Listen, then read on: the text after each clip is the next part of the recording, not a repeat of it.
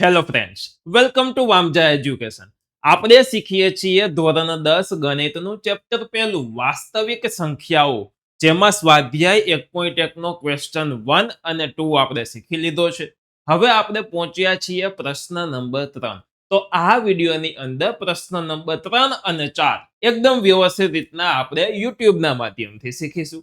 સૌથી પહેલા તમારે બધાએ વિડીયોને લાઈક કરવાનો છે તથા આ વિડીયોને તમારા દોસ્તો સાથે ચોક્કસથી શેર કરવાનો છે અને આમની પીડીએફ ફાઇલ પણ હું તમને પ્રોવાઈડ કરાવીશ. કઈ જગ્યાએ એ બધી જ વસ્તુ હું તમને આગળ વિડીયોની અંદર જણાવીશ. તો ચાલો દોસ્તો શરૂઆત કરીએ આપણે પ્રશ્ન નંબર 3 ની. મોસ્ટ આઈએમપી પ્રશ્ન આને તમે ગણી શકો છો. શું કરવાનું છે તો કે નીચે આપેલા પૂર્ણાંકોના અવિભાજ્ય અવયવની રીતે ગુસા અને લસા શોધવાનો છે. અવિભાજ્ય અવયવની રીતે એટલે કે અવયવો પાડવાના, અવિભાજ્ય અવયવ પાડવાના અને ગુસા અને લસા શોધવાના એટલે કે ધોરણ 10 ની રીતે આપણે ગુસા લસા શોધવાના છે. એટલી જ સિમ્પલ વસ્તુ છે. તો ચાલો સૌથી પહેલા દોસ્તો આપણે શરૂઆત કરીએ. આપણી પાસે સંખ્યા છે 12, 15 અને 21. આની પહેલા આપણે બે સંખ્યાના લસા ગુસા જોયા હતા, બરોબર. આમાં 3 સંખ્યા છે, કોઈ વાંધો નહીં. સૌથી પહેલા હું 12 ના અવયવ પાડું તો 12 ના અવયવ મનમાં હું વિચારું તો જોવો જોઈએ 4, 3, 12 થાય. આ અવયવ એવા છે કે મનમાં પડી જાય, બરોબર. 4, 3, 12 થાય. હવે 4 વિભાજ્ય છે, એના અવયવ પડે 2, 2, 4 તો 2 ગુણ્યા 2 ગુણ્યા 3 થાય, બરોબર. તો 2 ગુણ્યા 2 ગુણ્યા 3. તો આને હું આ રીતે લખી શકું 2 નો વર્ગ ગુણ્યા 3. આ 12 ના અવયવ થઈ ગયા. બીજી સંખ્યા છે 15. તો 15 ના અવયવ જોઈ લે તો 5, 3, 15 અથવા તો 3, 5, 15 બંને અવિભાજ્ય સંખ્યા છે. ડન. પછી છે 21. 3, 7, 21. તો કે સૌથી પહેલા લખશું આપણે 3 ગુણ્યા 7. તો આ ત્રણેય આપણને અવયવો દોસ્તો મળી ગયા છે. તો આ જે અવયવો મળ્યા છે આ 12 નો અવયવ થઈ ગયો, આ 15 નો અવયવ થઈ ગયો અને આ છે આપણી પાસે 21 નો અવયવ. હવે ગુસ્સા અને લસાનું જે સૂત્ર હતું એ જ રીતે આપણે આ દાખલાઓ ગણવાના છે. કયું સૂત્ર હતું વિચારો જોઈ. ચાલો તો સૌથી પહેલા આપણે ગુસ્સા જોઈએ. હું અહીંયા સાઈડમાં લખું છું ગુસ્સા. કઈ સંખ્યાનો ગુસ્સા હશે તો કે 12, 15 અને 21 નો ગુસ્સા. ગુસ્સાનું બહુ સિમ્પલ સૂત્ર હતું. સરખી વસ્તુ એક વાર, નાનામાં નાની ઘાત. આ ત્રણેયમાં સરખી વસ્તુ કોઈ છે તો કે 2 આમાં છે, આ 2 માં નથી. 5 આમાં છે, ઉપર નીચે નથી. 7 આમાં છે, આ 2 માં નથી. સરખી વસ્તુ હોય તો 3 આ ત્રણેયમાં છે અને 3 ની એક જ ઘાત છે ત્રણેયમાં, એટલે આપણો ગુસ્સા થઈ જશે દોસ્તો 3. બહુ સિમ્પલ. ચાલો હવે લસા. લસા કઈ સંખ્યાનો લસા છે તો કે 12, 15 અને 21. લસાનું સૂત્ર શું હતું યાદ કરો જોઈએ. બધી વસ્તુ એક વાર, મોટામાં મોટી ઘાત. બધી જ વસ્તુ એક વાર, મોટામાં મોટી ઘાત. તો જોવો જોઈએ બધી જ વસ્તુ એક વાર લખીએ. સૌથી પહેલા 2 નો વર્ગ લખું છું. 2 એક જ જગ્યાએ છે અને એની 2 ઘાત છે એટલે 2 નો વર્ગ ગુણ્યા 3. અહીંયા છે, અહીંયા છે ને અહીંયા છે. મોટી ઘાત ત્રણેયમાં એક ઘાત છે એટલે ખાલી 3. અહીંયા 5 એકવાર છે, અહીંયા 7 એકવાર છે એટલે ગુણ્યા 5 ગુણ્યા 7. ડન. ચાલો આટલું આવડે સૌને. હવે જોવો જોઈએ શું કરશું. 2 નો વર્ગ કેટલો થાય 4. હવે 5, 3, 15 ગુણ્યા 7. 15, 4, 60 ગુણ્યા 7. 6, 7, 42 અને 0 એટલે 420.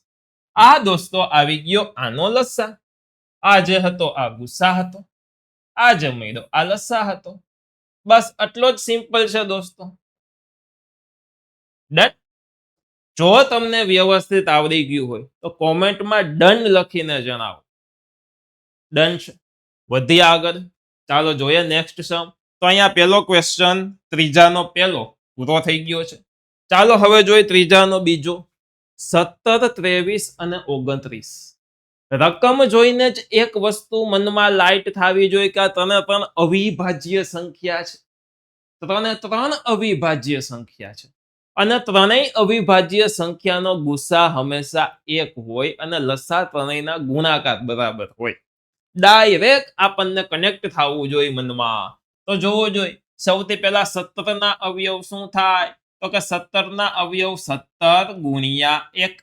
23 ના અવયવ શું થશે?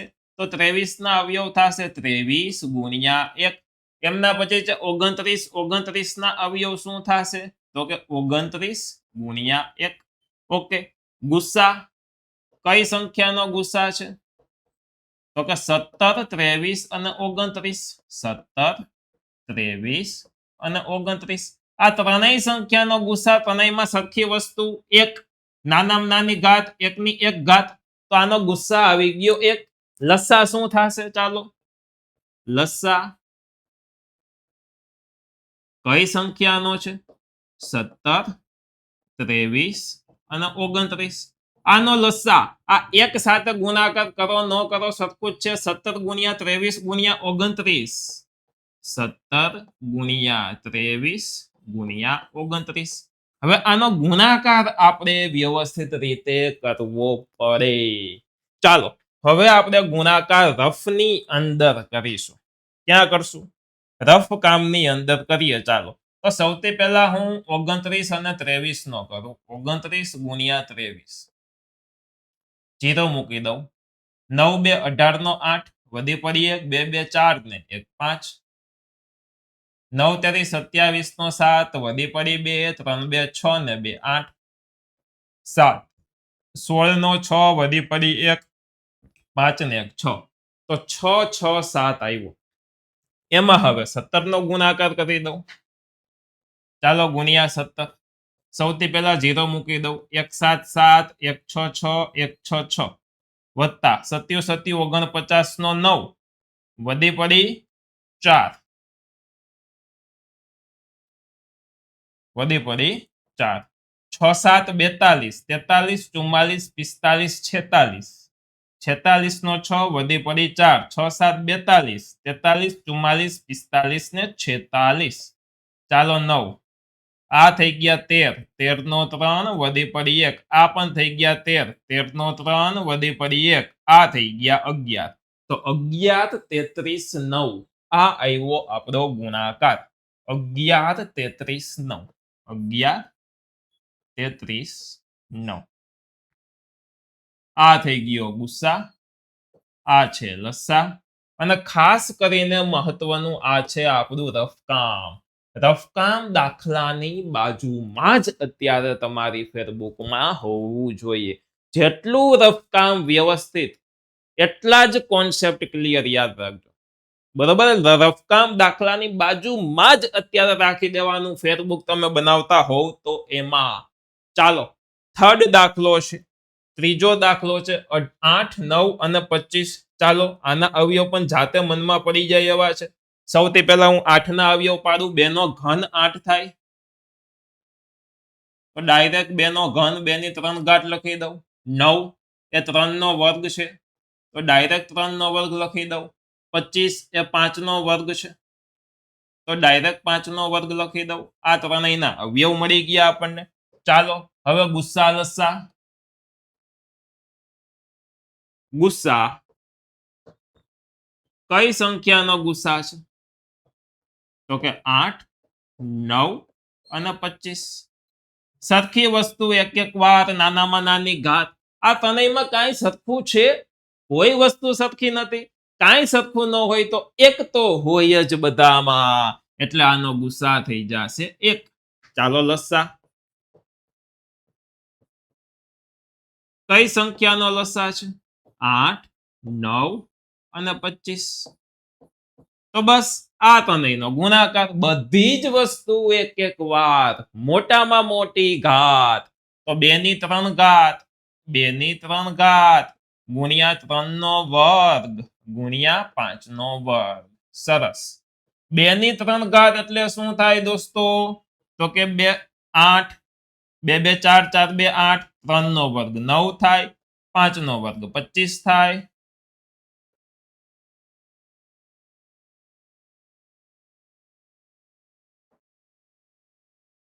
હવે 9 8 આપણને ખબર છે કેટલા થાય 72 72 9 8 72 ગુણ્યા 25. હવે આને આપણે રફકામમાં જ દોસ્તો કરવું પડે 9 8 72 72 ગુણ્યા 25.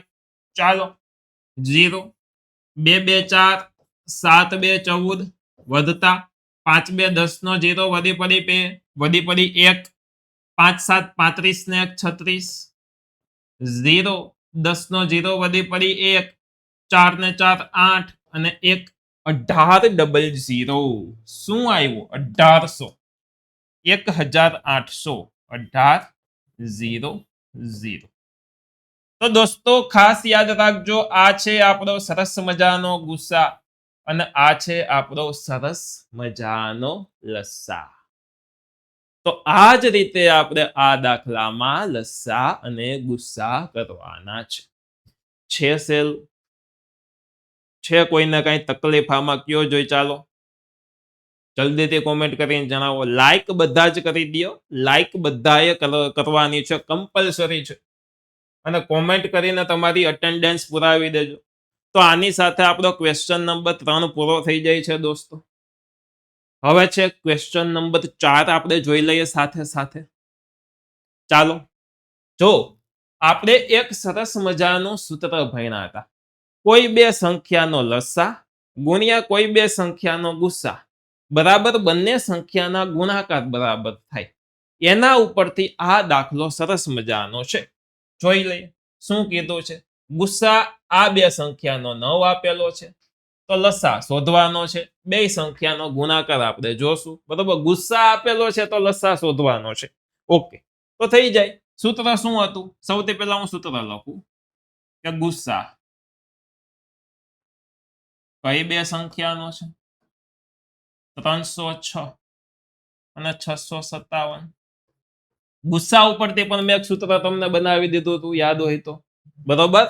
બરાબર 306 ગુણ્યા 657 ગુણ્યા 657 ગુણ્યા 657 ના છેદમાં લસા 306 અને 657. એક કામ કરીએ લસા શોધવાનો છે તો લસાને કરતા બનાવીએ. ઓકે જો લસાને કરતા બનાવવાનો હોય તો પણ સિમ્પલ છે બરાબર. લસા 306 અને 657 બરાબર 306 ગુણ્યા 657 ના છેદમાં ગુસ્સા 306 અને 657. ડન. ચાલો લસા શોધવા માટેનું આ સૂત્ર થઈ ગયું. ઓકે ઉપર છે 306 ગુણ્યા 657 છેદમાં ગુસ્સા ગુસ્સા આપણને આપેલો છે 9 છે. ઓકે તો હું 9 લખી દઉં છું એમને અત્યારે. હવે આ બંનેનો હું ગુણાકાર કરવું જોઈએ અથવા તો આમાં છેદ ઉડતા હોય તો છેદ ઉડાડીએ. 306 નો ડાયરેક્ટ 9 સાથે છેદ ઉડે કે નહીં ચેક કરીએ. બાકી 3 સાથે તો ઉડશે જ બરોબર. તો 306 ભાગ્યા 9 9 3 27 3 આવે 6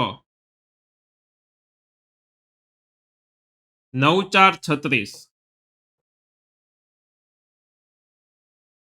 ઓકે તો 34 ગુણ્યા 9 થયું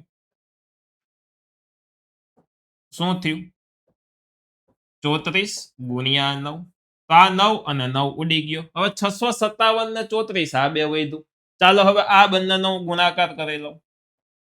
657 ગુણ્યા 34 0 7 3 21 નો 1 વધી પડી 2 5 3 15 16 17 નો 7 વધી પડી 1 6 તેરી 18 ને 19 વધતા 7 ચોક 28 નો 8 વધી પડી 2 5 4 20 ને 2 22 નો બગડો વધી પડી 2 6 4 24 25 ને 26 8 3 13 નો તગડો વધી પડી 1 12 નો બગડો વધી પડી 1 1 ને 1 2 22 33 8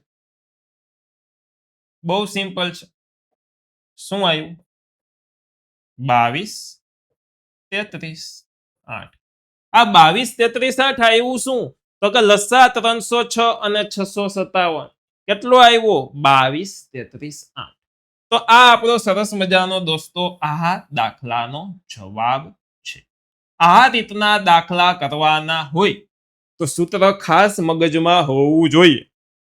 આ સૂત્ર આવ્યું ક્યાંથી? મેં તમને અલગ પણ લખાવેલું છે. બાકી પાછું પણ તમને એકવાર રિવિઝન કરાવી દઉં. ચાલો, બરાબર. કોઈ બે સંખ્યાનો ગુસા ગુણ્યા કોઈ બે સંખ્યાનો લસા બરાબર બે સંખ્યાના ગુણાકાર બરાબર થાય. આ XY નો ગુસા XY નો લસા બરાબર XY બરાબર થાય. હવે આપણે લસા શોધવાનો છે. આ ગુસા ગુણાકારમાં છે તો ગુણાકારમાંથી સામે વહી જાય તો ભાગાકારમાં વહી ગયો. તો જુઓ, લસા XY બરાબર x ગુણ્યા y ના છેદમાં ગુસા XY થઈ ગયું. તો આ રીતના આપણે સૂત્ર આ બન્યું છે. ડન. રફકામ ખૂબ મહત્વનું. તમારી નોટબુકમાં સાઈડમાં એક રફકામનું સેક્શન દાખલાની બાજુમાં જ હોવું જોઈએ.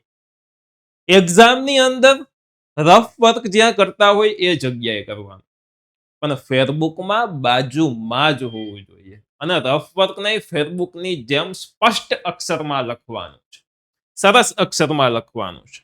ડન. તો દોસ્તો, આની સાથે સાથે આપણો ક્વેશ્ચન નંબર 3 અને 4 અહીંયા જ પૂરો થઈ જાય છે. આશા રાખું છું કે હું તમને જે ભણાવું છું તે બધી જ વસ્તુ તમને વ્યવસ્થિત સમજાઈ જાય છે. આમની PDF ફાઇલ તમને વામજા એજ્યુકેશન એપ્લિકેશનની અંદર ફ્રી કોર્સ નામનો ઓપ્શન છે, તેની અંદર એકદમ ફ્રીમાં મળી જશે. બરોબર. તો એમાં ચોક્કસથી તમે તેમનું એક્સેસ લઈ શકો છો, PDF વાંચી શકો છો ત્યાંથી.